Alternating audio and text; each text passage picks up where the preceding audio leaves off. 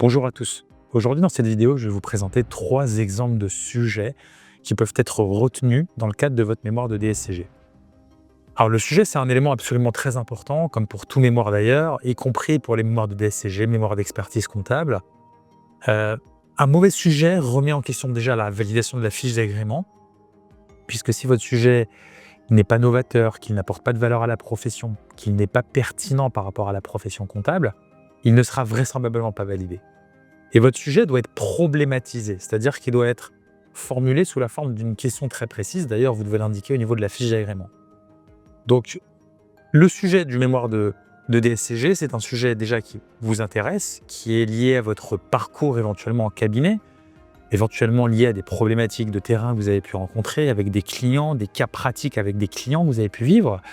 Et là, vous allez avoir on va dire une marge pour apporter une vraie valeur ajoutée au niveau de la partie empirique de votre mémoire. Donc, un sujet de qualité, c'est un sujet sur lequel vous allez déjà marquer des points. C'est très important sur le DSCG, ça l'est encore plus sur le mémoire d'expertise comptable si un jour vous passez le mémoire de DEC. Mais le sujet, c'est vraiment un élément très important. Donc, dans cette vidéo, je vais vous donner 3 exemples de sujets qui peuvent faire l'objet d'une validation par le SIEC ou par l'INTEC et vous permettre d'être validé dans le cadre déjà de la fiche d'agrément. Par exemple, la gestion des risques fiscaux dans les groupes de sociétés, le rôle de l'expert comptable ou le rôle du comptable. Donc là, vous avez un sujet, vous avez des problématiques qui sont à forts enjeux, les risques fiscaux dans les groupes de sociétés. Donc je problématise, je précise le périmètre de la problématique. C'est un type de sujet pour lequel on a de la littérature et pas vraiment sur les groupes de sociétés. Donc ça peut être intéressant de l'aborder sous cet angle-là. Donc on a un caractère novateur au sein du sujet. Si vous êtes effectivement dans une société qui a par exemple des filiales, qui gère d'une manière spécifique ses risques fiscaux, il peut être tout à fait intéressant de retenir ce type de sujet et de le soumettre dans le cadre de la fiche d'agrément. L'externalisation des fonctions comptables, quel est l'impact sur le contrôle interne ou sur l'information financière? Donc là, vous avez également des concepts qui sont très pertinents sur un mémoire de DSCG, puisque l'externalisation, c'est un concept qui a été plus que relativement abordé, mais vous pouvez l'associer avec notamment les concepts du contrôle interne, le service, la fonction du contrôle interne dans une société, et la qualité de l'information financière. Donc vous affinez vraiment la problématique sur des concepts très précis. Si effectivement votre société a été sensibilisée ou a été exposée à cette question d'externalisation, ou à externaliser la fonction comptable ou certaines parties de la fonction comptable, ça peut être un sujet sur lequel vous pouvez avoir votre valeur ajoutée à apporter. N'oubliez pas que ce qui est valorisé, c'est vraiment la finalité, l'élément le plus important, c'est la valeur ajoutée à la profession. Ça l'est d'autant plus sur le DEC. Je vous rappelle que le DEC et le DSCG, c'est la même philosophie, mais sur des niveaux d'exigence très différents, bien évidemment. Mais ce qui est toujours très valorisé par l'examinateur, et votre examinateur sera probablement un expert comptable, c'est la valeur ajoutée que vous apportez in fine à travers votre mémoire, valeur ajoutée que vous apportez à la profession.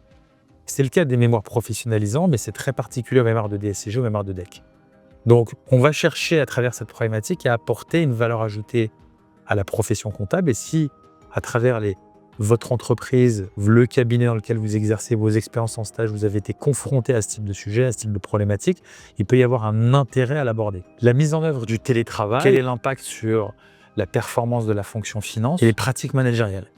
Donc là, vous avez un sujet qui est un petit peu au carrefour de la gestion des ressources humaines. On reste dans le périmètre du DSCG. De la fonction finance, bien évidemment, on est également dans le périmètre de la fonction comptable. Et le télétravail, qui est une tendance d'actualité, qui s'est notamment beaucoup développée avec le Covid. Donc on est sur une problématique vraiment d'actualité. Et il y a un intérêt éventuellement à apporter une valeur ajoutée à la profession comptable en se concentrant sur ces différents aspects-là. Donc l'externalisation, puis l'impact sur la fonction finance, et puis les pratiques managériales qui sont mises en œuvre. Donc là, c'est un sujet novateur qui apporte de la valeur à la profession, donc il peut être très intéressant dans le cadre d'un mémoire de DSCG, d'autant plus si vous avez été exposé à cette problématique dans le cadre de votre expérience en cabinet. Sachez que si vous avez besoin d'aide, nous sommes spécialisés en matière de rédaction académique, nous intervenons sur le mémoire de DEC, d'expertise comptable, sur le mémoire de DSCG depuis plus d'une décennie, donc c'est vraiment notre spécialité. Donc, si vous avez besoin d'aide, n'hésitez pas à prendre contact avec nous. Dans tous les cas de figure, je vous souhaite bon courage et réussite dans l'obtention, dans la validation de votre sujet, bien évidemment, à travers la fiche d'agrément, et puis dans la validation de votre mémoire de DSCG.